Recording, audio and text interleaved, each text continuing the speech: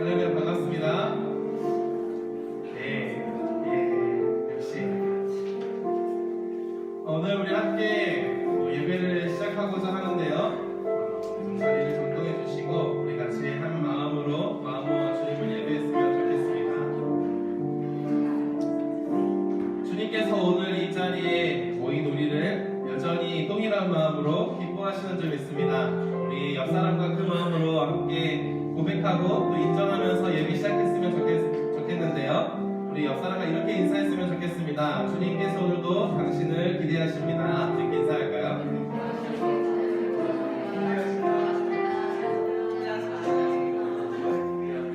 네, 오늘도 여전히 주님 우리를 소망하십니다. 오늘 그 소망함에 힘입어서 오늘 예배했으면 좋겠습니다. 우리 이 찬양으로 우리를 부르신 그 주님의 부름을 기억하며 예배하겠습니다.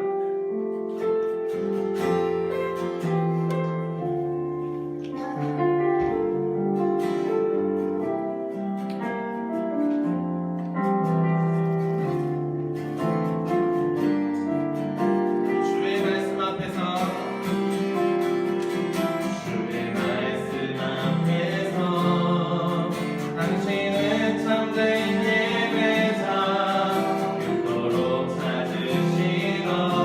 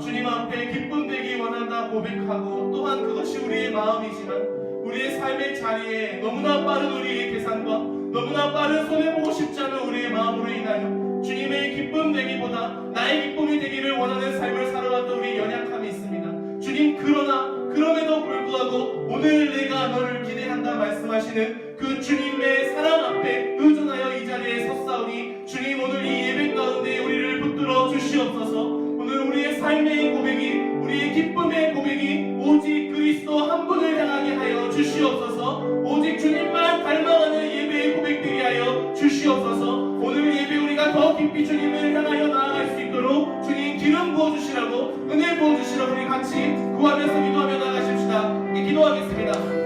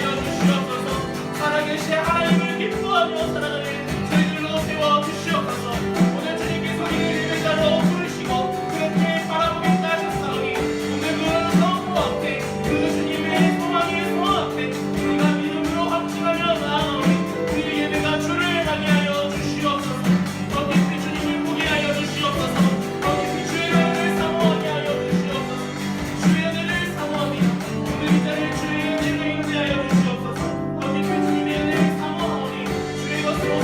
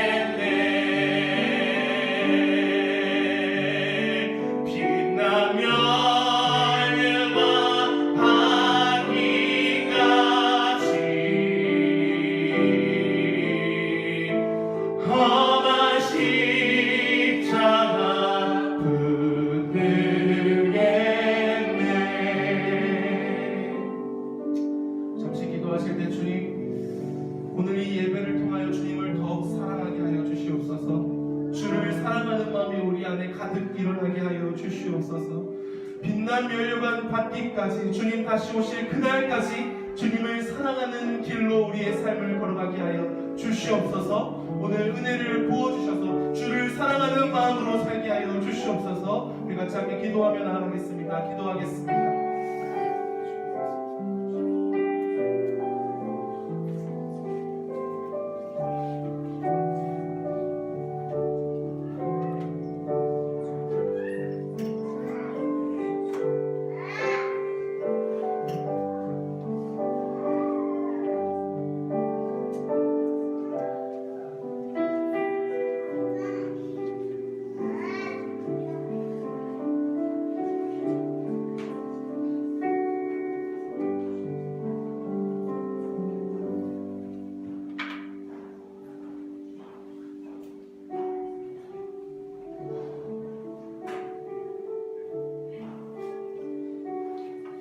수치를 모르는 백성아 모일지어다 모일지어다. 명령이 시행되어 날이 겨같이 지나가기 전 여호와의 진노가 너희에게 내리기 전 여호와의 분노의 날이 너희에게 이르기 전에 그리 할지어다. 여호와의 규례를 지키는 세상의 모든 겸손한 자들아, 너희는 여호와를 찾으며 공의와 겸손을 구하라. 너희가 혹시 여호와의 분노의 날에 숨김을 얻으리라. 오늘 수치를 모르는 이 시대 가운데에 하나님의 백성을 모으시는 모일지어다 모일지어다, 우리를 부르시는 이 하나님의 부르심 앞에 반응하고 순종하는 마음으로 주께 예배하기를 결단합니다. 혹 여호와의 분노의 날에 우리를 예수 그리스도의 은혜로 숨김을 얻게 하여 주시옵소서. 이 마음을 담아서 창조절 열째 주일 공동 기도문으로 함께 기도하겠습니다. 하나님이여, 내게 은혜를 베푸소서. 내게 은혜를 베푸소서. 내 영혼이 주께로 피하되 주의 날개 그늘 아래에서 이 재앙들이 지나기까지 피하리이다. 내가 지존하신 하나님께 부르짖으며 곧 나를 위하여 모든 것을 이루시는 하나님께, 하나님이여, 주는 하늘 위에 높이 들리시며 주의 영광이 온 세계 위에 높아지기를 원하나이다. 나의 부르짖음을 들으시며 내 기도에 유의하소서.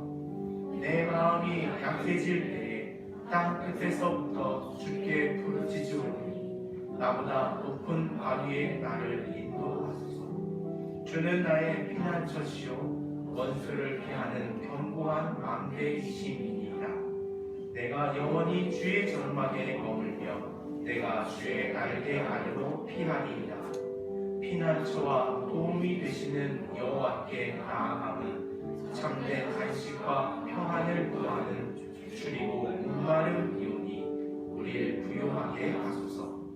인간을 지으시고 인간의 손에 죽음을 당하신 그 아픔의 자리에서도 영원토록 사랑하시는 예수 그리스도의 이름으로 기도드립니다. 아멘. 오늘 우리에게 주신 하나님 말씀은 구약 성경 룻기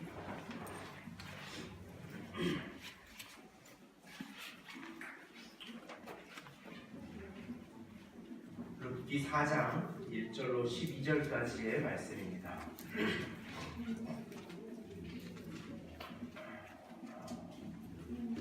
룻기 4장 1절로 12절까지.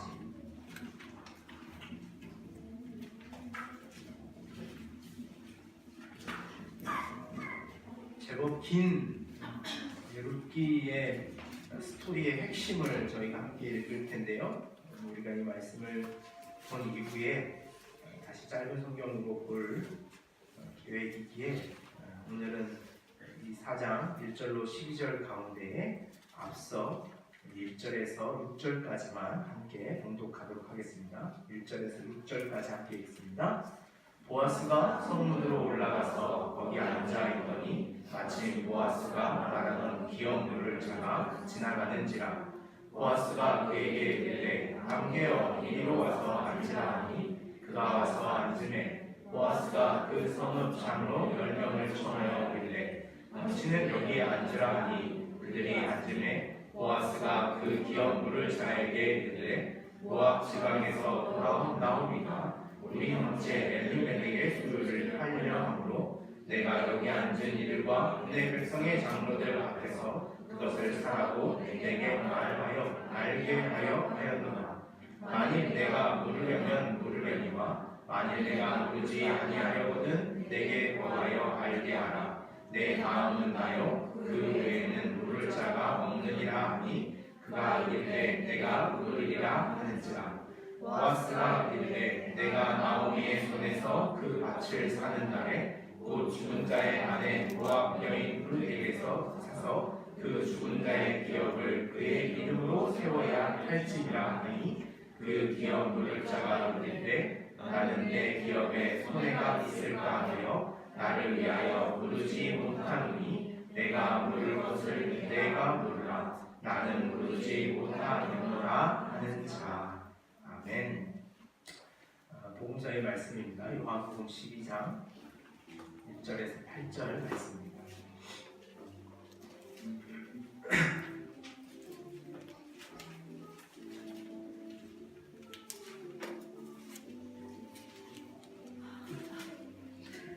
요한복음 12장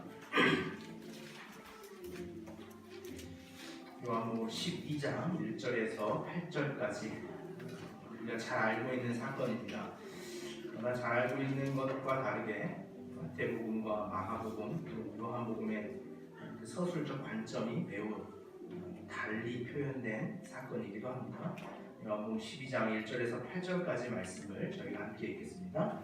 6월절 열세 전에 예수께서 베다니에 이르시니 이곳은 예수께서 죽은 자 가운데서 살리신 나사로가 있는 곳이라. 거기서 예수를 위하여 잔치할세 마르다는 일을 하고 나사로는 예수와 함께 앉은 자 중에 있더라. 마리아는 지극히 비싼 향유 곧 순전한 나드 한 근을 가져다가 예수의 발에 붓고 자기 머리털로 그의 발을 닦으니 향유 냄새가 집에 가득하더라. 제자 중 하나로서 예수를 잡아줄 가룟 유다가 말하되 이 향유를 어찌하여 300데나리온에 팔아 가난한 자들에게 주지 아니하였느냐 하니 이렇게 말함은 가난한 자들을 생각함이 아니요 그는 도둑이라 돈대를 받고 거기 넣을 것을 훔쳐 감히니라. 예수께서 이르시되 그를 가만두어 나의 장례할 날을 위하여 그것을 간직하게 하라. 가난한 자들은 항상 너희와 함께 있거니와 나는 항상 있지 아니하리라 하시니라. 아멘. 하나님의 말씀입니다. 오늘 이 두 본문은 여성을 중심으로 여성을 주인공으로 하는 성경의 본문이기도 합니다. 저희 공동체 자매님들이 제법 비율적으로 많은 부분을 차지하고 있는데 오늘은 우리 특별히 자매님들에게 큰 은혜가 있기를 주의 이름으로 축원합니다. 이런 말 잘 안 써봐서 안 써버릇해서 잘 안 나오지만 그래서 시작도 우리 자매님들 코드에 맞춰 한번 이렇게 해보려고 합니다. 주말 드라마 좋아하십니까? 제가 잘 몰라요 우리 교회 자매님들. 주말 드라마 그 하나뿐인 내 편이라는 드라마가 그 하는 것 같아요.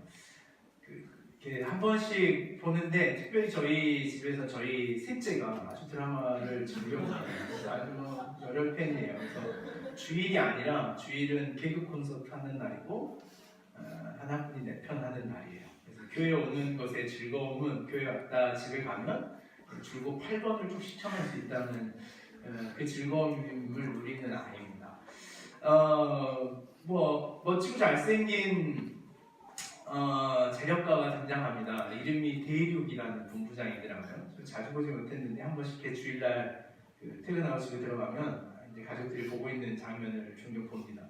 대륙이라고 하는 남자와 아주 어려움도 즐겁고 굴곡 많은 가정사를 살아온 도란이라고 하는 이 여인의 이 어떤 러브 스토리가 메인의 이야기인 것 같아요. 아마 한 2주 전에 있었던 내용인 것 같습니다. 학교 회식 비서실 회식을 하고 나서 이렇게 회식 끝에 집으로 다 돌아갑니다. 드라마 설정이 그런 것처럼 다른 직원들은 한 차를 타고 한꺼번에 출발하는데 이 도란과 대륙은 마지막에 남았죠. 도란이 이게 저쪽으로 이제 지하철을 타려고 막 걸어가는데 대륙이 청합니다. 내가 태워다 줄 테니까 내 차 타고 집에 갑시다. 그랬더니 저희 집과 저 본부장님 집은 좀 반대에 있기 때문에 저는 이 지하철 타고 가고 본부장님 빨리 집에 들어가십시오. 그리고 장면이 끝나는데 장면이 팍 열리고 지하철 안에 지하철을 도란이 타고 있는데 갑자기 쓱 한 남자가 앵글 안으로 들어옵니다. 대륙이 뒤에 서 있는 거예요. 우리는 이제 예상하죠. 이게 무슨 시나리오가 흘러가는구나 이렇게 합니다. 그렇게 한참 동안을 화면이 이렇게 진행되다가 결국에 이제 도란 집 앞에 도착을 합니다. 집 앞에 딱 도착해서 막 걸어가는 한 몇 걸음, 한 10걸음, 5걸음 뒷자락에 대륙이 이렇게 따라서 점점 따라와요. 그 따라오는 대륙을 향해서 도란이 막 도란 하다가 갑자기 멈춰서 가지고 뒤를 보면서 이렇게 대답합니다. 본부장님 진짜 왜 이러세요? 본부장님 집에 안 가세요? 그러자 대륙이 이렇게 대답을 합니다. 참 그 신경 쓰지 말고 이렇게 집으로 빨리 들어가세요. 근데 그 설정이 그래요. 굉장히 무심한 듯 남자는 아무런 사심이 없는 것처럼 무심하게 이렇게 표현을 하죠. 그렇게 도란이 말없이 다시 돌아서서 막 이렇게 가다가 갑자기 뒤로 확 돌아서서 이렇게 말합니다. 어떻게 신경을 안 써요? 본부장님이 집에도 안 가고 저를 계속 따라오는데 제가 어떻게 신경을 안 쓰겠어요? 라고 말을 합니다. 그러자 이렇게 남자 데이비라는 본부장님이 아주 지문이 그럴 것 같아요. 답답한 표정을 지으며 제가 왜 따라가는지 몰라요? 이렇게 질문해요. 그 지문이 아마 그랬을 것 같아요. 도란이 이렇게 말해요. 최대한 아무것도 모르겠다는 표정으로 대륙을 쳐다보면서 쳐다보기만 합니다. 그래서 대륙이 그렇게 말해요. 도란 씨가 걱정돼서 따라가잖아요. 여자가 밤늦게 혼자 집에 간다는 게 얼마나 위험한 일인데 그래서 걱정돼서 따라가잖아요. 라고 하자 우리는 이제 이해할 만도 해요. 이제 무슨 이야기구나 라고 알 법도 한데 도란은 그랬어요. 걱정돼서 그러셨어요? 네 알겠습니다. 전 집에 다 왔으니 저는 들어가겠습니다 하고 해맑은 표정으로 집을 향해서 걸어 들어갑니다. 그러자 대륙이 뒤에서 이렇게 한마디 이렇게 해대죠. 진짜 둔하네. 이런 미련 곰탱이 이렇게 말해요. 그랬더니 도란은 왜 앞뒤 상황 없이 자신을 미련 곰탱이라고 불렀다는 사실에 미련 곰탱이요? 하고 쳐다봐요. 드라마가 굉장히 유치한 제 연기력이 너무 여러분들 분노하게 하는 것인가 모르겠습니다. 그 장면을 보여드리려다가 어쨌든 제가 해봅니다. 여기까지 상황이에요. 7살 난 저희 딸아이도 그게 무슨 상황인지 알아요. 왜 따라가는지. 근데 다 알아요. 누구만 몰라요? 도란이만 몰라요. 우리 다 아는데 그 한 사람만 몰라요. 어떻게 그렇게 모를까? 몰라도 저렇게 모를까? 그렇게 모르는 표정, 생전 모르겠다는 표정으로 이 대륙에 대한 태도를 갖습니다. 계산이 늦다라는 말이었던 것 같아요. 이 곰탱이야, 이 미련 곰탱이 같은 여자, 곰 같은 여자. 왜 이렇게 계산이 없어? 내가 왜 이렇게 가는지, 왜 이렇게 그런 것들을 이렇게 계산해내지 못해? 라고 하는 말로 아마 했던 표현이 이 곰탱이 같은 여자야 이렇게 말했던 것 같아요. 여러분 드라마의 이렇게 기본적인 구조를 보면 그렇습니다. 착하고 선하다라고 하는 구조를 만들기 위해서 그 주인공이 있는 캐릭터는 뭐냐면요, 계산하지 않는다는 거예요. 계산이 늦습니다. 오늘 우리가 딱 봤을 때는 저거 이렇게 해서 이렇게 하려고 하는 계산이 딱 있는데 누구만 몰라요? 주인공만 몰라요. 자신이 그 상황에 처해 있는 사람 한 사람만 모르고 우리는 그게 어떤 계산 속에 진행된다는 것을 다 압니다.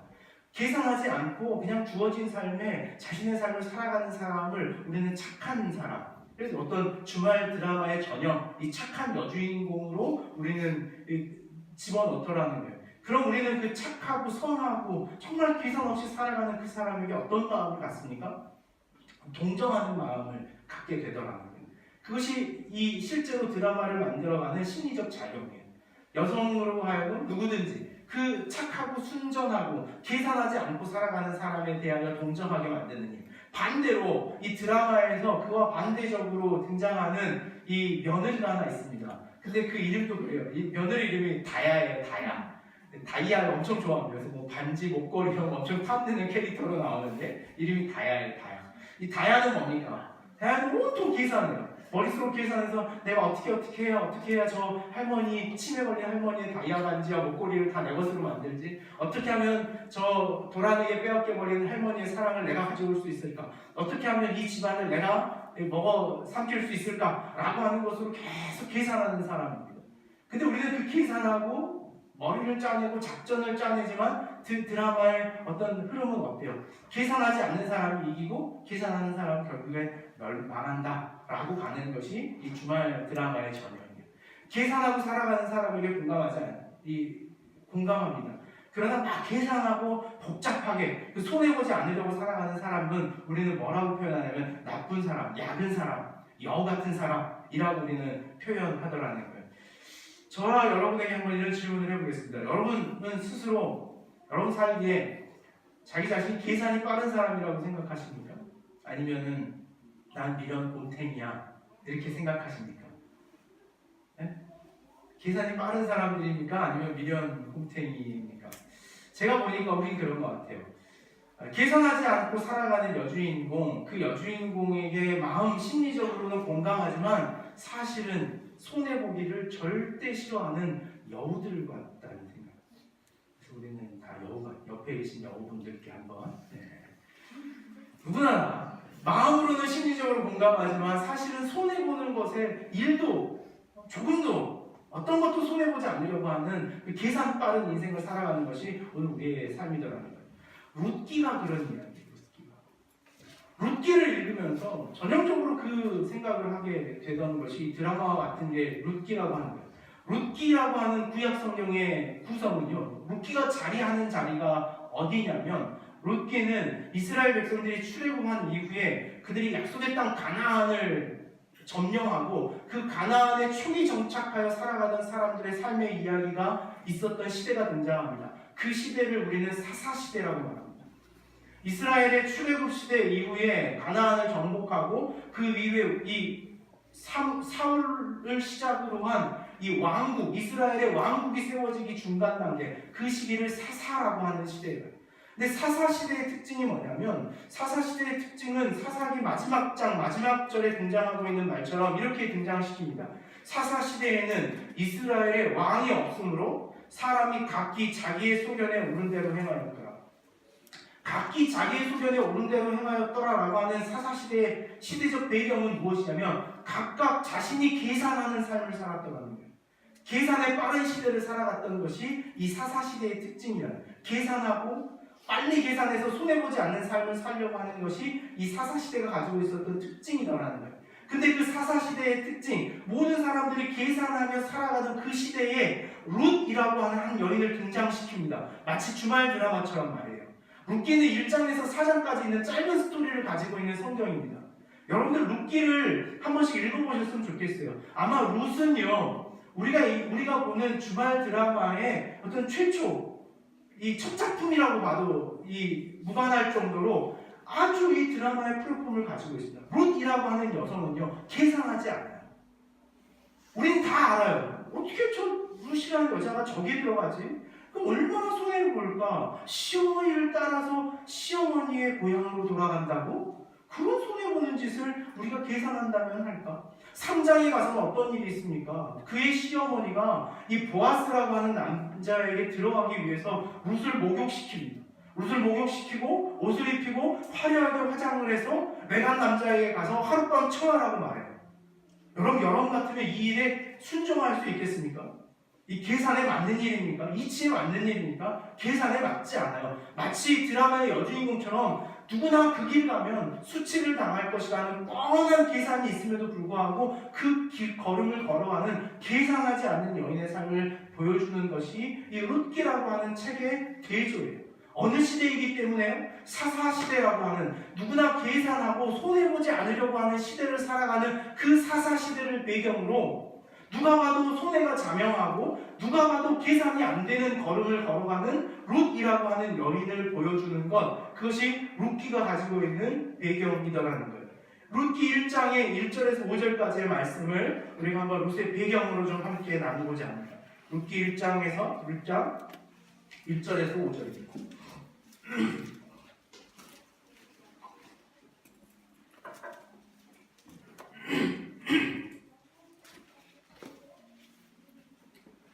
룻기 1장 1절에서 5절 말씀입니다.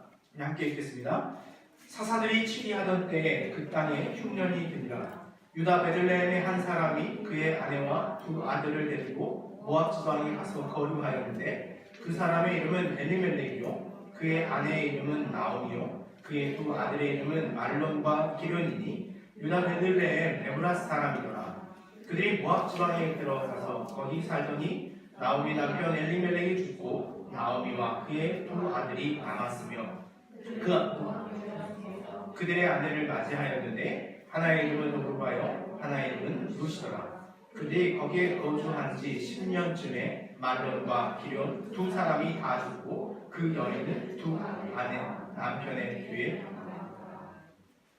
룻기의 이야기는 그렇습니다. 한 인생이 등장합니다. 우리가 지난주 몇 주 이야기했던 베들레헴이라고 하는 땅이 나옵니다. 베들레헴, 그 앞에 벳이라고 하는 단어는 히브리어로 무슨 의미가 있다고 했습니까? 벳. 우리가 지난주에 벳은 집이라고 하는 단어를 봤습니다.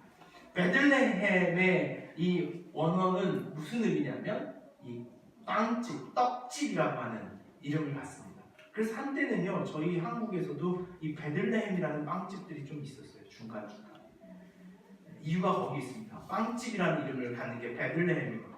이 베들레헴의 기근이 왔습니다. 여러분 생각해 보십시오. 이 이스라엘이 차지했던 가나안 땅, 남과 북으로 크게 펼쳐져 있는 이 땅에 가장 곡식이 많이 수확되고 곡물을 가장 많이 저장하는 땅이 베들레헴 땅이었습니다. 근데 그 베들레헴의 기근이 왔다라는 표현은 이스라엘의 전국에 먹을 것이 없는 매우 극심한 가뭄과 이 흉년이 찾아왔다는 것을 상징합니다. 그때가 언제다고요? 1장 1절에 보면 사사들이 치리하던 때 그 땅에 흉년이 들려. 이게 배경이에요. 이게 배경. 이 배경을 잘 이해해야 합니다. 사사들이 치리하던 그때, 각자가 자신의 계산으로 살아가던 그때에 전국이 다 메말라 버리던 삶의 자리더라는 거예요. 오늘 우리의 삶의 지경과 매우 유사합니다. 각자가 자신의 삶의 계획을 가지고 계산을 가지고 살아가던 그 지점에 모두 다 먹을 만한 것이 넉넉하지 않더라는 거예요. 베들레헴이라고 하는 떡집에 한 사람의 그의 아내와 두 아들을 데리고 모압 지방으로 갑니다. 모압은요 하나님께서 내려가지 말라고 했던 땅입니다. 당시에 그모스라고 하는 신을 섬기던 우상을 섬기던 땅이 이 모압이라고 하는 땅이었어요. 근데 그 모압이라고 하는 땅에 엘리멜렉이라고 하는 사람이 자신의 집 베들레헴을 떠나서 이 모압으로 가야겠다는 빠른 계산을 내립니다. 한 사람의 가장으로서 어쩌면 계산이 빠른 그 시대의 그대로의 모습을 보여주는 것 같아요. 엘리멜렉이라고 하는 말은 어떤 말이냐면요, 엘리는 하나님이라는 뜻이고 멜렉은 왕이라고 하는 뜻입니다. 그럼 엘리멜렉이라고 하는 그의 이름 안에 가지고 있는 의미는 뭐냐면 하나님은 우리 왕이시다라고 하는 이름을 가진 사람이에요. 여러분들 이름에도 하나하나 의미가 있죠. 전 있을지에 길도를 씁니다. 그래서 길이 있어라, 뭐 길을 내는 사람이 되라 라고 하는 이름으로 이 부모님이 저에게 주어진 이름이에요. 이 엘리멜렉이라고 하는 이름을 주어줄 이유는 하나님을 왕으로 인정하며 살아가라, 하나님만이 너희의 왕이다 라고 하는 이름을 가진 엘리멜렉이에요. 그러니까 여러분 상상해 봅시다. 이 엘리멜렉이라고 하는 사람이 모압으로 이주할 땅이었으면 그 베들레헴에 사는 사람들 대부분 어땠다는 것을 우리가 기억하게 합니까? 땅을 버리고 대부분 다른 곳으로 이주해서 자신의 삶을 살아야겠다라고 하는 계산을 가졌던 시대를 오늘 우리가 보게 되더라는 거예요. 누구도 그랬으니까요. 엘리멜렉도 그랬으니까요. 룻기를 시작하면 우리에게 배경하는 것은 그거예요. 마치 우리처럼 그리스도인이다라고 하는 우리의 정체성을 가지고 살아가는 우리조차도, 아니 누구도 권사조차, 누구조차도요, 집사조차도, 아니 심지어 누구조차도요, 목사, 성직을 맡은 사람조차도 계산에 앞다투어 살아가는 지금처럼 말이에요. 그것이 당연한 것처럼 받아들여지는 시대, 그것이 마땅한 것처럼, 아니 그리스도인이라고 하는 이름을 가졌지만 그 이름과 상관없이 빠른 계산으로 어디가 먹고 살 길이 되는가를 찾아내야 하는 것처럼 사사시대의 룻기의 배경은 그런 배경을 가졌더라는 거예요. 오늘 이 말씀만으로도 우리에게 큰 감명을 줍니다. 그리스도인이라고 하는 이름을 가졌음에도 불구하고 그 이름을 지켜내는 것보다는 삶을 떠나서 자신의 삶을 지켜내고 자신의 삶에 빠른 계산을 내리겠다는 엘리멜렉이 어디로 향합니까? 모압이라고 하는 땅으로 삶을 옮겨냅니다. 그러나 이 이야기는 어쩌면 1장 1절에서 5절의 이야기만으로 끝나도 하나의 스토리가 충분한 메시지예요. 어떤 메시지로 귀결될 수 있습니까? 그것은 인간이 계획하고 인간이 계산할지라도 그 계획과 계산을 하나님이 어떻게 하신다? 하나님이 세우지 아니하시면 모두 멸망하고 말 것이다 라고 하는 사건으로 연결되더라는 거예요. 그곳에 아들 둘을 데려가 갑니다. 나오미와 그의 두 아들 말론과 기럇이라고 하는 아들을 데리고 갑니다. 이름도 참 독특합니다. 말론이라고 하는 히브리어는 무슨 단어인 줄 아세요? 말론은 질병이라고 하는 뜻이에요. 질병. 자식 이름을 질병이라고 지을 수가 있습니까? 여러분 혹시 자식 나서 질병 이렇게 이름 지으실 분 계십니까? 무슨 뭐 암, 감기, 무좀 뭐 이런. 자식 이름을 질병이라고 지었어요. 근데 이건 이렇게 우리가 유추할 수 있습니다. 질병이라는 것보다는요, 병약한 아들이었을 거라는 거예요. 태어나면서부터 질병을 가지고 있었거나 태어나면서 아픔을 가졌던 아들이 이 말론이라고 하는 아들이었습니다. 기럇이라고 하는 아들의 이름이 있습니다. 기럇. 히브리어로 기럇이라고 하는 말은요, 상실, 잃어버렸다, 비워져 있다 라고 하는 이름을 갖습니다. 두 아들의 이름이 그래요. 그래서 엘리멜렉을 상상하면서 사람들이 이렇게 말합니다. 큰 아들은 어떤 질병이 있었을 것이고 둘째 아들은 어떤 정서적, 정신적 질환을 가진 아들이 아니었을까라는 상상을 종종 주석가들이 하는 게 말론과 기럇이라고 하는 아들이에요. 근데요, 오늘 우리 시대에도 그런 일들이 종종 있지만 이 병약하고 심약한 아들을 이 모압 땅에 가서 모압의 여인과 결혼을 시킵니다. 우리 주변에 종종 보는 이야기죠. 어떤 이야기와 일치합니까? 그럼 우리 주변에도 보면 좀 연약하거나 아직 이 삶을 자신의 결혼 배경을 뒤로 한 사람들을 보면 종종 외국에서 우리 초기 그런 외국 이주민 여성들의 결혼이 이런 형태로 연결되는 것을 우리가 많이 봤어요. 모압에 가서 그의 아들 말론과 기럇을 결혼시켜야겠다라고 하는 엘리멜렉의 또 다른 마음이 있었는지도 몰라요. 오늘 이 엘리멜렉을 통하여 집중적으로 보여주는 것은 한 가지 뭐냐면 그가 인간적으로 얼마나 계산하는 삶이었는 거예요. 어떻게 하면 살아갈까? 어떻게 하면 내 아들을 결혼시킬까? 어떻게 하면 내 자식들에게 또 자식을 낳을 수 있을까? 라고 하는 인간적 계산을 수없이 반복하던 한 인간을 등장시키는데 그 인간이 엘리멜렉이라고 하는 이름을 가지고 있는 사람이었더라고요. 그는 오늘 우리와 유사합니다. 내 삶을 어떻게, 내 삶에 있는 이 부족함, 내 삶의 핸디캡을 어떻게 이 시대의 계산에서 빠르게 치고 나갈까? 손해보지 않는 삶을 어떻게 하면 살아갈 수 있을까? 라고 하는 것을 고민하며 살아가는 것이 오늘 우리의 삶이더라는 거예요. 그러나 그 하나님의 계획과 인간의 계획이 극명하게 서로 다르다는 것을 보여주는 것이 이렇게 등장합니다. 1장 5절 말씀에 보면 말론과 기럇 두 사람이 다 죽고 그 여인은 두 아들과 남편의 뒤에 남았더라. 누구만 남겨지더라는 거예요? 나오미와 오르바와 룻이라고 하는 이 두 이방의 며느리 그리고 나오미 혼자 남게 됩니다. 나오미 결단을 해야 했습니다. 아, 이대로 살 수 없구나. 모압 땅에서 10년을 그렇게 살았지만 10년의 결과라고 하는 것이 본인들이 계산하고 내 인생을 계산하고 이렇게 살면 며느리도 없고 자식도 없겠다라고 하는 인간의 모든 계획이 몇 년 안에 무너져 버리는 것을 보는 거예요. 10년 새에 무너지는 걸 보는 거예요. 아, 계획대로 안 되는구나. 아무리 계획해봤지만 그것이 내 삶대로 되지 않구나라고 하는 인생의 쓴맛을 본 한 여인의 삶이 나오미라고 하는 여인이었어요. 나오미가 끝내 결정을 합니다. 우리 이대로 죽을 수는 없겠다. 다시 베들레헴으로 돌아가자. 마침 베들레헴에 하나님께서 어떤 역사를 주셨다라고 하는 것을 그가 보게 되냐면요, 하나님께서 양식을 주셨다라고 하는 소식을 듣게 됩니다. 그것이 1장 6절에 있는 말씀이에요. 우리 같이 읽을까요? 1장 6절입니다. 시작. 그 여인이 모압 지방에서 여호와께서 이에 두 며느리와 함께 일어나 모압 지방에서 돌아오려 하여 자신의 며느리들을 데리고 베들레헴에 곡식을 주시고 하나님께서 자신들의 백성을 돌보셨다는 소식을 듣고 자신의 며느리를 데리고 돌아오려 결정을 합니다. 근데 나오미가 생각을 했던 거예요.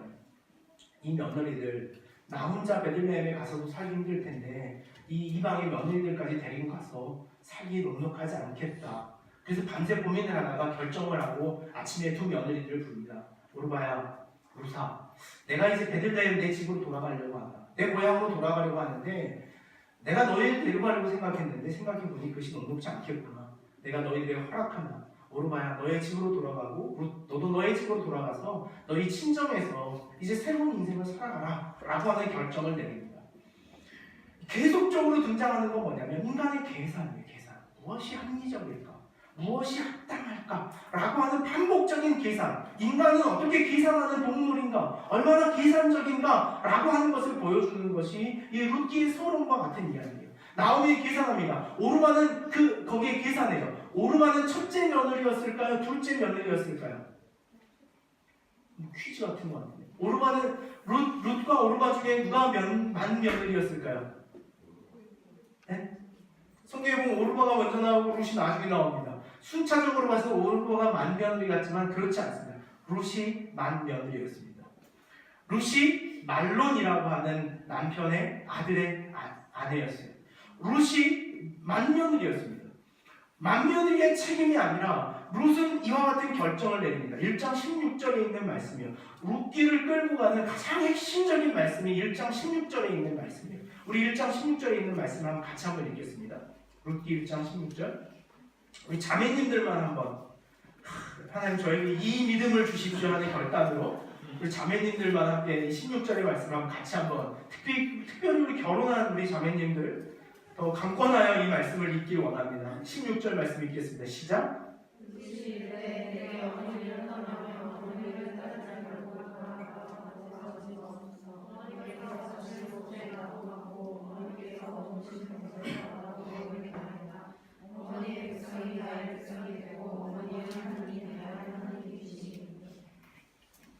아멘은 없네.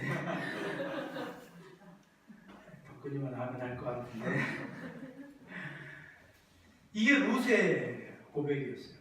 이게 이 룻기가 가지고 있는 이 16절 전까지 수많은 인간들의 계산, 어떻게 하면 살 것인가 라고 하는 인간의 계산 앞에 룻이라고 하는 마치 우리가 주말 드라마의 주인공처럼 한 여인이 등장하는데 그 여인이 등장해서 한다는 소리가 그래요. 어머니, 저희가 어머니를 따르지 말라고 말씀하지 마십시오. 저는 어머니를 따라가겠습니다. 저는 그렇게 하겠습니다. 계산하지 않습니다. 어머니 가신다 그러면 따라가고 어머니의 백성이 제 백성이고 어머니 하나님 제 하나님입니다.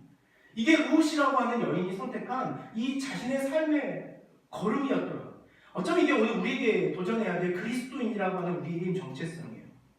내가 계산하지 않는 신앙, 세상과 타협해서 어떤 것을 계산하고 타인과 계산해서 좀 더 나은 이유, 내 머릿속으로 계산해서 어떻게 해야 이렇게 뚝 떨어지겠구나 라고 계산하는 삶이 아니라 앞에 보지 않고 그냥 그 백성이 어떤 백성인지 모르고 그들이 섬기는 하나님은 어떤 하나님인지 모르겠지만 어머니 하나님, 제 하나님 하겠습니다. 저 그 길 가겠습니다 라고 하는 신앙의 지점을 오늘 누굴 통해서 이 시대에 말하는 거예요? 이스라엘 백성이 아닌 이방의 그모스 신을 섬기던 모압의 한 여인을 통하여 그 자격 없고 가치 없어 보이는 그 여인도 그 계산하지 않는 삶을 살아가는데 이스라엘아, 너희는 왜 이렇게 살아가니? 라고 하는 메시지가 이 룻기 말씀 안에서 등장하고 있더라는 거예요. 나오미가 이 계산을 멈추지 않고 또 계산합니다. 자기들이 살아가는 방법은 한 가지 방법밖에 없었습니다. 당시의 이스라엘의 전통에 나그네와 객과 과부를 보호하라는 것으로 인하여 그 수확하는 추수의 수확물에 낫, 알이 땅에 떨어졌을 때 그 이삭을 줍지 않고 고아나 나그네나 과부들에게 나누어 주는 것이 그 이스라엘 전통의 문화였습니다. 룻과 나오미는 베들레헴의 땅에 가서 그들이 살아 먹는 유일한 방법이 그런 거였어요. 떨어진 이삭을 주어서 그것으로 생계를 하는 거예요. 나오미에게 고민하던 중에 한 가지 계산이 다시 떠올랐습니다. 그 계산이 뭐였냐면 당시 이스라엘이 가지고 있었던 고엘이라고 하는 전통이 떠올랐던 거예요. 여러분 잘 기억하셔야 되는데 고엘이라고 하는 전통이 있어요. 신명기 24장과 그리고 레위기 25장에 있는 고엘의 전통의 이야기가 나오미 머릿속에 떠올랐던 거예요. 신명기 25장 23절 말씀에 레위기 25장 23절 말씀에 보면 하나님께서 이렇게 명령하십니다. 모든 땅은 하나님의 것이니 모든 땅은 나 여호와의 것이니 누구도 땅을 매매하거나 팔거나 소유할 수 없다라고 하는 규정이 이 레위기 이스라엘이 가지고 있었던 규칙이었어요. 그래서 그들에게 있어서 가지고 있었던 신앙의 전통이 무엇이었냐면 아버지를 중심으로 해서 땅을 배분받았습니다. 땅을 분배받고 그 땅이 그 집안의 전통적으로 자식들에게 자손들에게 기업으로 물려지는 것, 그것이 고엘이라고 하는 전통이었습니다. 근데 거기에 오늘 우리가 예전에 있었던 양자를 보내는 것과 같은 전통이 있었어요. 그게 뭐냐면 한 가정이 결혼을 했는데 그 결혼한 가정에서 기업을 물을 아들이 만들어지지 않으면 그 여인에게 누구든지 가까운 친족이 결혼해서 그 여인으로 하여금 아들을 낳게 하는 그 시대의 전통과 법칙이 있었던 것이 이 고엘이라고 하는 신앙의 전통이었습니다. 나오미가 번뜩 생각이 나요. 어떤 생각이 나냐면 자신의 남편 엘리멜렉이 소유했던 땅이 있었던 거예요. 그 엘리멜렉이 소유하고 있는 땅을 자신의 땅의 소유로 가질 수 있는 한 방법을 생각해냈는데 그게 뭐냐면 룻이 자신의 친족과 결혼해 아들을 낳게 된다면 그 아들에게 엘리멜렉의 재산권이 상속될 것이다 라고 하는 생각을 나오미가 하게 되는 거예요. 여러분 이게 이해가 되십니까? 이 나오미의 계획이? 이해가 되셨습니까? 안 되셨습니까? 철수와 영희가 결혼을 했어요. 철수하고 영희가 결혼을 했는데 그 문화 전통이 있었습니다. 이 철수하고 영희가 결혼을 했는데 누가 먼저 죽었냐면 철수가 먼저 죽었어요. 철수의 아버지가 있었습니다. 이 철수의 아버지가 있었던 땅을 이 철수가 물려받았는데 철수가 대를 이을 아들이 없으면 그 집안에 더 큰 가문으로 그 재산이 귀속되게 하는 것이 고엘의 전통이었던 거예요.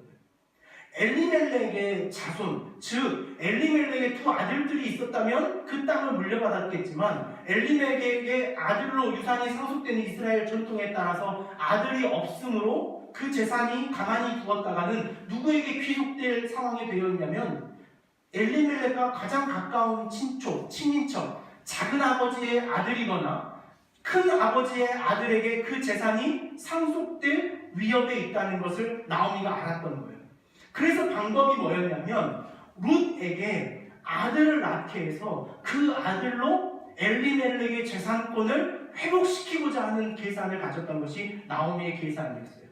그 계산을 펼쳐내는 장면이요, 여러분 3장 1절에서 5절이에요. 근데요, 그 계획을 펼쳐내는 장면에 우리 자매님들이 분노하지 않기를 먼저 부탁을 드리며 3장 1절에서 5절까지 3장 1절에서 5절까지 우리 형제님들이 한번 읽도록 하겠습니다. 같이 읽겠습니다.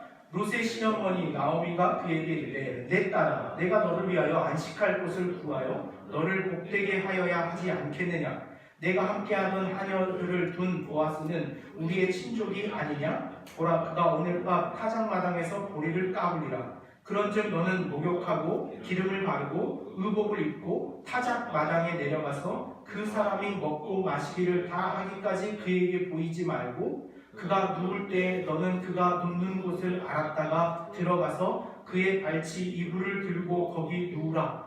그가 내 할 일을 내게 알게 하리라 하니 룻이 시어머니에게 이르되 어머니의 말씀대로 내가 다 행하리이다 하니라. 룻기의 드라마라면 이게 이제 클라이막스예요. 사실 이 말씀을 읽을 때 막 배경음악이 깔리고 막 그래야 되는데, 여러분, 룻이라고 하는 여인의 나오미라고 하는 시어머니, 나오미의 신앙도 신앙이라고 우리는 보지만 나오미라고 하는 인물이 보여주는 것은 더 극명하게 무엇이냐면 계산하는 인간의 모습을 보여줍니다. 한 가지 명확한 계산을 발견해낸 거예요. 내 아내를, 며느리를 거기에 보내겠다. 여러분이 룻이라면 어떻겠습니까? 일단 화부터 나시겠죠. 여러분이 룻이라면 수진 자매님, 시어머니가 저 이런 정말 토당토하는 말씀을 한다면 네, 어머니의 뜻대로 하겠습니다. 아니, 성경 이제 신혼인데 시어머니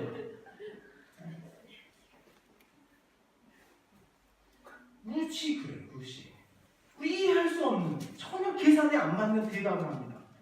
룻이 시어머니에 이르되 어머니의 말씀대로 내가 행하리이다 하니. 그리고 말로만 끝나는 것이 아니라 실제 그 일을 하기 위해 보아스의 타작마당에 가서 실제 보아스의 발 아래 몸을 눕힙니다. 이게 이 드라마가 가지고 있는 사건이에요.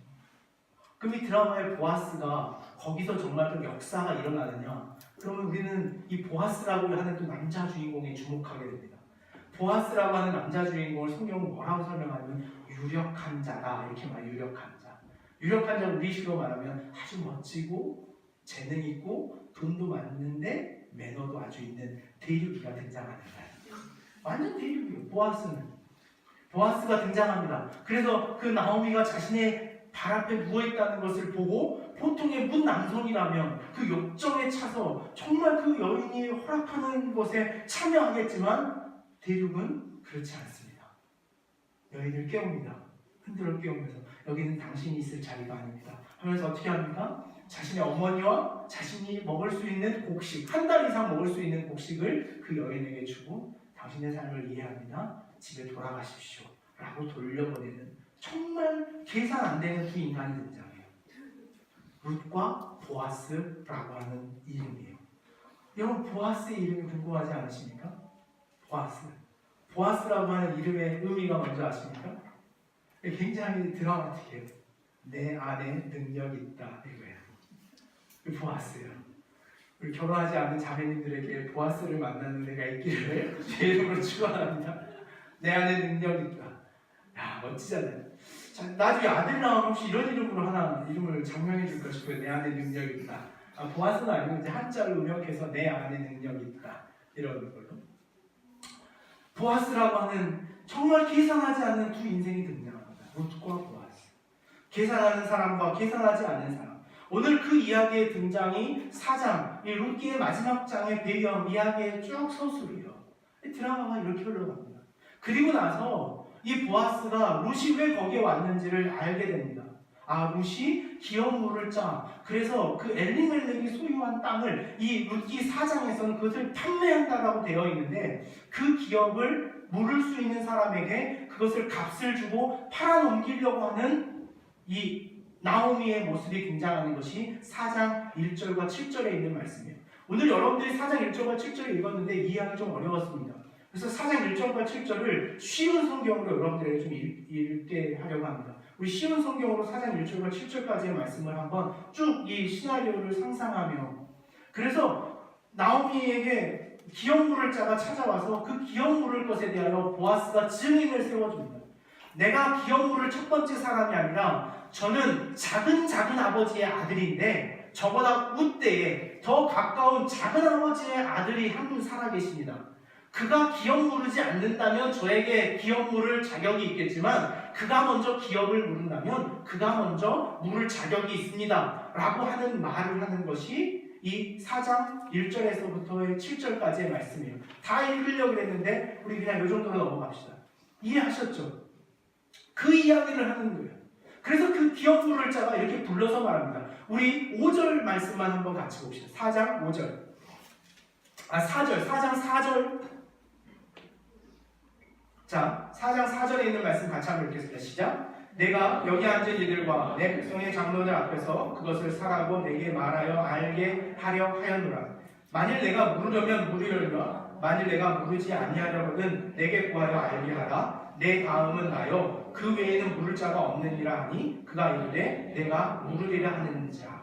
처음에 한 사람에게 제안합니다. 당신이 기업 물을 자격이 있습니다. 이 엘리멜렉의 재산을 당신이 사서 그 산 값을 치르고 대신 그 땅을 나오미에게 돌려줄 수 있는 자격이 당신에게 있습니다. 라는 제안에 한 사람이 등장합니다. 근데요, 성경은요 아주 이례적인 표현으로 그 사람을 등장시킵니다. 4장 1절에 보면요, 성경에서 자주 사용하지 않는 말인데요, 아무개여 이리 오라 이렇게 말합니다. 아무개여. 아무개라는 말 들어봤어요? 성경에? 성경에 있다가 아무개라는 건 굉장히 그냥 뭐 아무것도 아닌 것들, 그냥 뭐 이렇게 개나 뭐 이런 것들, 지나가다 부르는 아무개나라는 개념으로 부릅니다. 그 아무개나라고 하는 한 인물을 부릅니다. 그가 기업으로 1순위가 있는 사람이에요. 1순위에게 묻습니다. 이 나오미 엘리멜렉의 재산이 있는데 그 엘리멜렉의 재산을 지금 팔려고 하는데 당신이 기업 물을 자입니다. 사겠습니다라고. 그가 어떻게 반응하냐면 계산합니다. 어떤 계산을 하냐면 이런 계산을 하는 거예요. 당시 어떤 전통이 있었냐면 기업 물을 자의 재산을, 기업 물을 자가 그 기업을 사는 것에 돈을 지불하지만 돈을 지불해도 그 돈이 자신에게 다시 돌아올 개연성이 있는 것은 어디에 있냐면 나오미에게 무엇이 없기 때문에요? 기업을 물을 아들이 없기 때문에. 누구만 죽으면요, 일률적으로 나오미만 세상에 없으면 자신이 기업을 돈 주고 샀지만 결국에 그 땅이 누구의 땅이 되는 거예요. 가만히 있어도 자신의 땅이 될 수 있는 개연성이 있는 거예요. 큰아버지의 자식들이 없었기 때문에 그 큰아버지의 땅을 가만히 있어도 어머니만, 그 큰엄마만 죽으면 작은 아버지가 그 땅을 차지할 수 있었던 것이 이 이야기의 전 배경이더라는 거예요. 그러니까 그에게 이렇게 말하는 거예요. 원래 가만히 있어도 자신의 땅이 될 수 있는 건데 어떻게 하라는 거예요? 이제 근사한 명분을 가지고 그 땅을 소유할 수 있는 기회가 자신에게 주어졌다는 거예요. 그러니 얼마나 기쁜 일입니까? 그러니까 그것이 자신이 계산한 것이었어요. 그래서 그것을 계산했던 누구예요? 아무개나, 이름도 없는 그 아무개라는 놈이 와서 그것을 생각하고 계산하고 그 땅을 내가 그럼 사겠습니다 라고 생각을 합니다. 거기에 보아스가 한 가지 더, 고멜이라고 하는 전통의 더 깊은 의미를 그에게 제안합니다. 그게 뭐냐면 5절입니다. 자, 5절 말씀 한번 같이 한번 읽겠습니다. 시작. 보아스가 이르되 내가 나오미의 손에서 그 밭을 사는 날에 곧 죽은 자의 아내 모압 여인 룻에게서 사서 그 죽은 자의 기업을 그의 이름으로 세워야 할지니라 하니. 이 말은 이런 거예요. 당신이 그 땅을 사서 그 땅의 소유권만 갖는 것의 문제가 아니라 그 집안에 자식을 낳을 수 있는 개연성이 있는 룻이라고 하는 여인이 있는데, 당신이 어떤 의무도 있냐면 고엘의 의무에 따라 룻과 동침하여 룻이 아들을 낳을 수 있는 책임도 당신이 함께 물어야 할 것입니다 라고 하는 거예요. 그럼 생각해 보세요. 가만히 있어도 내 땅이 되는 땅인데 괜히 자기가 개입해서 들어갔다가 룻이 혹 아들을 낳아버리면 어떻게 되는 거예요? 자신은 돈도 잃고 땅도 잃게 된다라고 하는 계산이 버뜩 찾아온 거예요. 그래서 등장하는 말이 6절이에요. 6절 말씀 한번 볼까요? 6절. 그 기업 물을 자가 이르되 나는 내 기업에 손해가 있을까 하여. 여기까지 읽겠습니다. 그 기업 물을 자가 이르되, 6절 말씀의 또 한 가지 특징은 뭐냐면요, 나라고 하는 주어가 반복적으로 등장합니다. 나라고 하는 주어. 내 기업에, 나는 내 기업에 손해가 있을까 하여 나를 위하여 물으지 못하노니 내가 물을 것을 내가 물으고 나는 물으지 못하겠다. 나라고 하는 주어 반복적으로 등장합니다. 내가 손해볼 일을 내가 왜 하냐? 내가 나한테 손해 끼칠 일을 내가 왜 해야 하니? 나는 이 일을 하지 않겠다 라고 하는 것이 오늘 룻기의 이야기의 배경이더라는 거예요. 오늘 이 긴 드라마의 이야기와 같은 이야기를 저와 여러분이 쭉 끌고 오면서 나누려고 하는 마음은 이런 겁니다. 우리가 이 말씀을 받던 예레미야에서도 이런 사건 비슷하게 등장합니다. 예레미야에게 다 멸망할 땅 아나돗을 사라고 하는 하나님의 명령을 냅니다. 아나돗은 예레미야의 고향이었습니다. 자신의 고향 땅을 다시 돌아가서 사라는 거예요. 이미 자기 땅입니다. 근데 자기 땅을 돈 주고 다시 사라고 하는 예레미야에게 하나님의 말씀을 주는 것이 이 예레미야의 말씀이에요. 오늘 여러분 큐티책 나눠드릴 텐데 요즘 큐티 안 해가지고 제가 너무 속이 상해요. 큐티 3값도 안 된다라고 하는 자꾸 번전 생각이 나려고 해요. 여러분 그렇게 하십시오. 네, 갑자기 적용 이렇게 하는데 말씀 안 보는 자는 안 될 거예요. 보아스를 남편으로 얻지 못할 것입니다. 오늘 우리 인생이 이렇게 보여요. 살다 보면요, 너무 지나치게 계산적인 삶이 될 때가 있더라는 거예요. 계산 빠른 인생을 살아야 된다는 마음, 손해보는 일이 두려워해서 작은 손해도 보지 않아야겠다라고 하는 우리의 마음의 태도와 자세가 생기더라고요. 계산이 참 빠릅니다. 다른 건 다 늦는데 계산은 빨라요. 저 사람 저렇게 빠른 사람이었나 싶을 만큼 계산하는 일, 뭔가 관계 안에서 계산하는 일에 자신의 손해를 감당해내지 못하더라고요. 여러분, 조금만 손해봐도 우리는 인생이 패배한 것처럼 느낌을 가져요. 손해는요, 인생의 절망인 것처럼, 손해는 마치 절대 가서는 안 될 것처럼 오늘 가르쳐주는 것이 오늘 우리 시대의 메시지가 아닌가라는 생각을 해요. 여러분, 들어가는 길에 핫도그가 1,000원이었는데 나오는 길에 핫도그가 500원 되면 막 화가 나요. 들어갈 때 사 먹었는데 나올 때 500원이 돼가지고 500원 손해본 것 같아요. 들어갈 때 지가 1,000원만 생각나요. 우리는 손해에 대해 너무 민감해요. 작은 것에도 계산합니다. 그래서 우리가 어떤 느낌을 받습니까? 내 일찍 결혼해서 손해본 것 같은 느낌을 받아요. 맨날 나만 기다리니까 내가 손해보는 것 같은 느낌이에요. 관계 안에서 매번 나만 손해보는 것 같은 느낌이더라고요.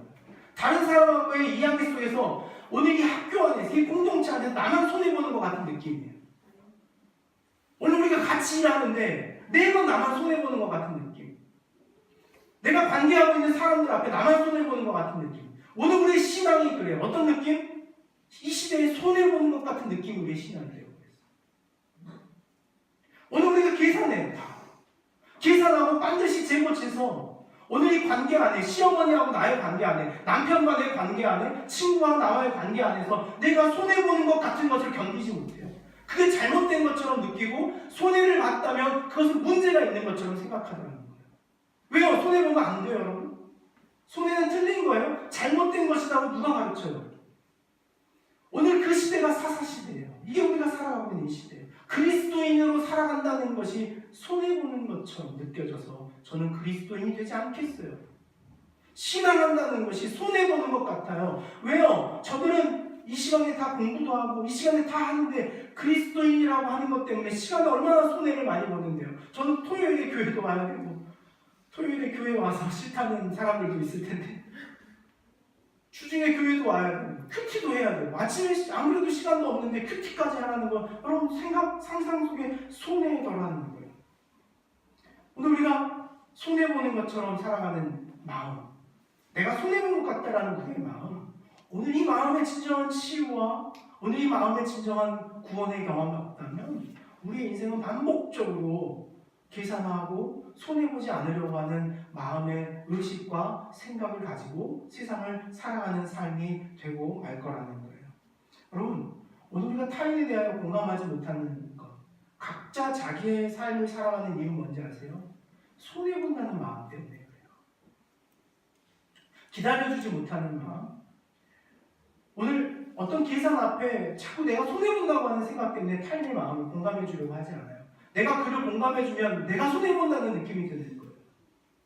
내가 그렇게 하면 손해보는 느낌. 저희 아이가 한 번씩 저에게 그런 마음을 줄 때가 있어요. 뭔가 공감해 주고 싶을 때가 있어요. 막 잘했다고 칭찬받기 원할 때. 근데 칭찬해 주면 되는데 부모 자식 간에도 엉뚱하게 어떤 마음이 들어오냐면 이 새끼 막 칭찬해 주면 뭔가 내가 피해가는 느낌이 들더라는 거예요. 이 우리 죄예요. 악이에요. 이 우리 마음이 그렇습니다. 타인을 공감하고 기다려내지 못하는 오늘 우리의 손해보는 것과 같은 마음. 여러분의 삶에 오늘 포스트 모더니즘 사회, 이 실용주의 사회를 살아가는 포스트 모더니즘, 그 다원주의의 가장 큰 악은 여러분 성의 정체성의 문제, 다른 정체성의 문제가 아니라 오늘 이 6절에 있는 말이에요. 내가 손해보지 않겠습니다라는 것. 그게 포스트 모더니즘의 가장 깊은 곳에 자리한 죄와 악이에요. 나는 손해보지 않겠습니다 라는 것. 나는 손해보지 않을 거예요 라고 하는 악, 죄, 그것이 오늘 우리의 마음을 얼마나 힘들게 하고 우리의 관계를 얼마나 병들게 하는가를 오늘 우리가 알아야지만 오늘 그 자리에서 나올 수 있다는 거예요. 여러분, 저는요 다이얼 우울증입니다. 저희 기질이 그래요. 저는 그런 기질을 가졌기 때문에 굉장히 계산이 빠른 사람입니다. 여러분 보기에 제가 이렇게 계산이 빠른 사람 같아요? 아니면 곰탱이 같습니까? 네? 앞이에요, 뒤에요? 앞이죠. 저는 한 번도 계산이 늦다는 이야기를 들어본 적이 없어요.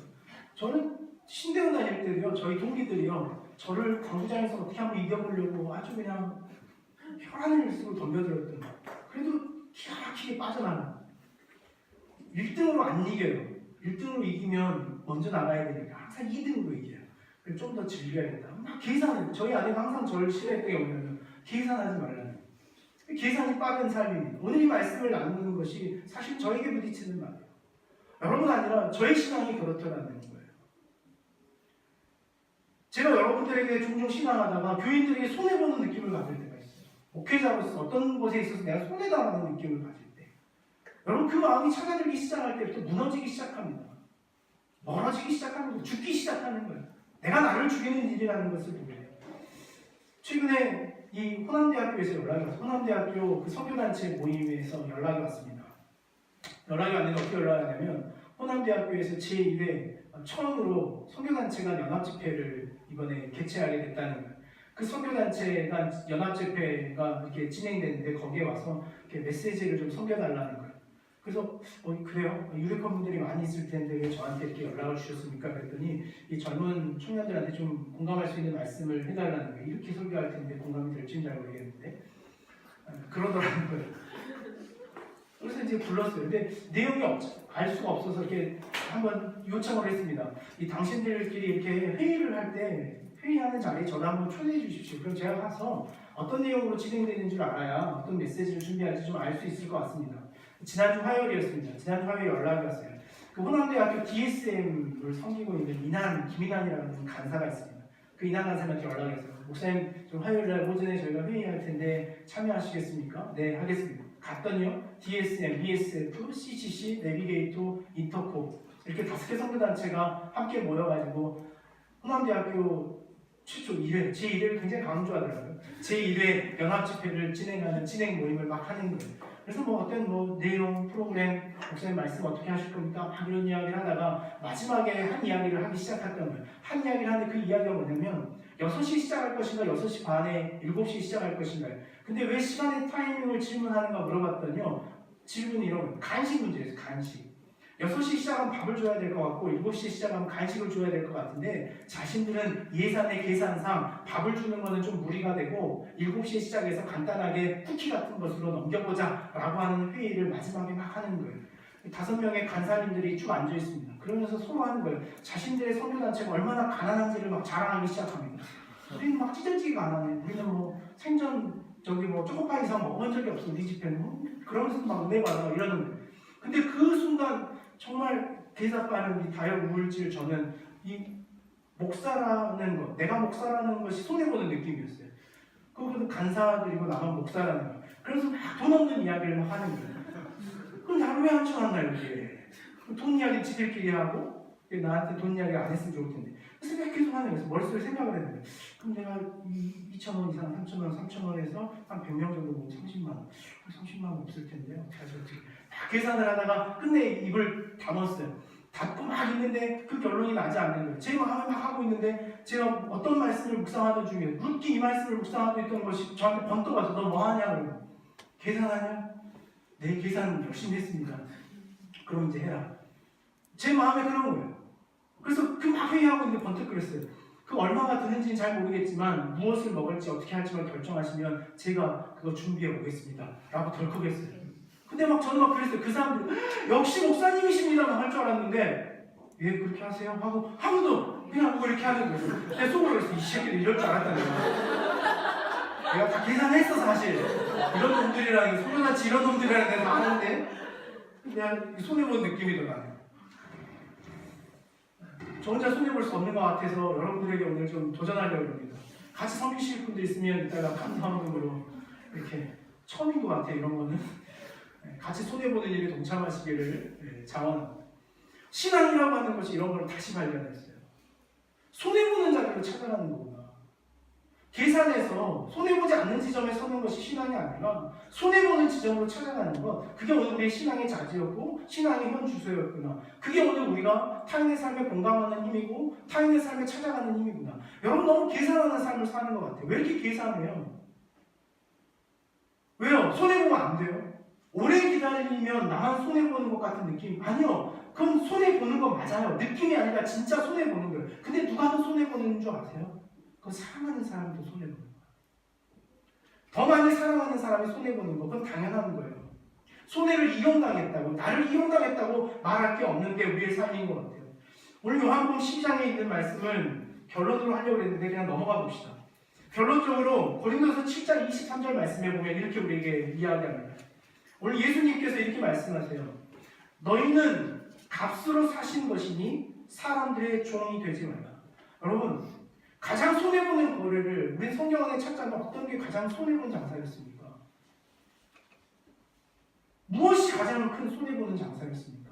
그것은 예수께서 십자가에 못 박아 당신의 삶의 가치를 우리와 바꾸는 것처럼 손해보는 장사는 없었어요.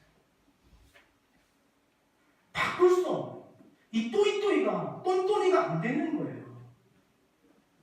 안 되는 거예요. 누가 봐도 손해예요. 누가 봐도 손해인 거예요. 우리 같은 거를 살려고 하나님을 내어놨다는 게 여러분 이익입니까? 무슨 이익이 남아요? 하나님께 뭐가 남았습니까? 그 손해보는 자리로 찾아 들어오는 것이 십자가예요. 그 손해의 자리로 찾아와 우리를 사내신 것이 복음이에요. 우리 같은 게 뭐라고? 대체 내가 뭐라고? 나를 사기 위해 당신을 내어놓으신 그 하나님의 사랑, 우리를 갖추고 사신 그 복음이 오늘 우리가 믿는 신앙의 가치와 복음이더라는 거예요. 그게 그리스도인이라고 하는 이름의 의미와 가치예요. 그 그리스도인, 엘리멜렉이라고 하는 이름을 가지고 그 시대를 살아왔던 한 인물처럼 그리스도인이라고 하는 이름을 가지고 살아가는 우리가 이 세상에 계산하고 모압 땅으로 갈까, 서울로 갈까, 어디에 투자할까, 어디에다 해서 더 남길까. 오늘 우리 시대의 자본주의라고 하는 것이 주는 합리성, 오늘 그 자본주의가 만들어 놓은 포스트 모더니즘의 최고의 가치는 뭐예요, 여러분? 손해보지 않는 것이 최고의 가치가 되어버렸어요. 그래서 희소성을 갖는 것. 더 많은 사람이 사려고 하면 우리는 그것을 어떻게 합니까? 값을 올려요. 가치 있다고 말합니다. 그게 여러분 진리가 되어버렸어요. 그 진리의 흐름에 따라가지 않을 수 있도록 오늘 우리에게 복음으로 역사하시는 그 힘, 그 힘의 저항이 오늘 우리 안에 다시 한번 세워져야 하는 것, 그것이 오늘 우리의 삶의 의미입니다. 여러분 드라마를 보실 때마다 묵상하셔야 돼요. 나도 저 여주인공처럼 계산하지 말고 좀 살자. 결단하시겠습니까? 관계 안에 너무 계산하지 않았으면 좋겠어요. 손해보는 것에 땅 차지 않았으면 좋겠어요. 손해봤다고 누워 이불 차지 마세요. 괜찮아요. 성경의 원칙은 그 손해를 끝내 갚아주시는 이가 있다는 것이 오늘 우리의 신앙이에요. 그런 여러분, 그 믿음에 근거하시며 살아가는 저와 여러분 되기를 간절히 원합니다. 우리 찬양의 고백으로 우리의 마음을 좀 주께 올려드리십시다. 하늘 보자 이 찬양입니다. 오 하나님, 그 빛난 얼굴 배우니 두 손 들고 나아가 찬송과 주의 영광과 능력을 그 하늘 보자를 위해 주님께 올려드립니다. 다 내어드릴 수 있습니다. 주님, 우리 신앙의 지점이 다시 이 지점, 내어놓는 지점으로 서게 하여 주십시오. 이 믿음의 결단으로 이 찬양의 곡을 같이 나누십시오.